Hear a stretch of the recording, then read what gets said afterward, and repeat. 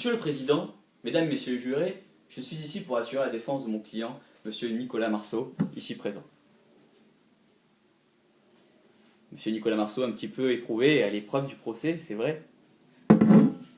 Et au risque de vous étonner, je ne suivrai pas les réquisitions du procureur. Non, les réquisitions du procureur sont trop clémentes à mon goût. Et au risque aussi de surprendre l'Assemblée, mon client plaide coupable. Oui, vous avez bien entendu, mon client plaide coupable. Il plaide coupable de quoi? Il plaide coupable d'être un épicurien, et il le revendique. Il plaide coupable d'aimer la vie. Mon client aime le football. Ce sport d'homosexuel ou n'importe quel but est un prétexte pour se caresser et pour s'enlacer sous les douches. Il aime la pétanque ou n'importe quel carreau est un prétexte pour picoler, surtout entre midi et deux. Oh, il aime la bonne bouffe et on le sait, je crois qu'il a une petite préférence pour le père du crasse, pour la cuisine naturelle. Mais qu'aime-t-il d'autre?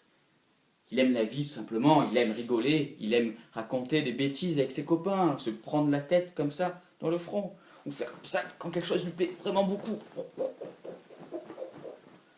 Oui, moquons-nous si on veut, mais Nicolas est passé à deux doigts, mesdames et messieurs, de devenir une catastrophe humaine. Il était passé à deux doigts de faire partie de la bande de racailles du chemin des Jeannots à Cassis, ce fameux gang du chemin des Jeannots à Cassis, en booster. Il est passé à deux doigts, mesdames et messieurs, et je crois qu'aujourd'hui, il faut savoir être honnête, il faut savoir remercier ses amis qui l'ont soutenu et qui l'ont sorti de la galère comme ça.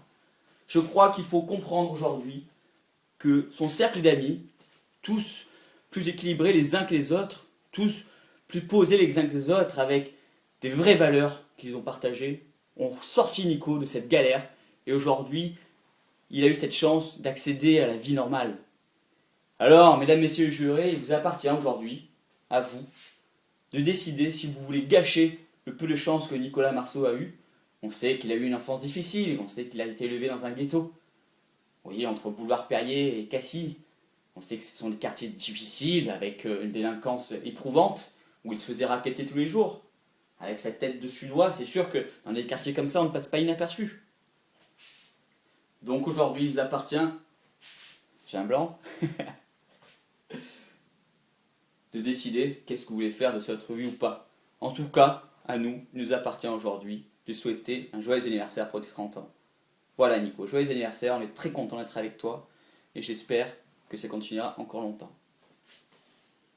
Au revoir.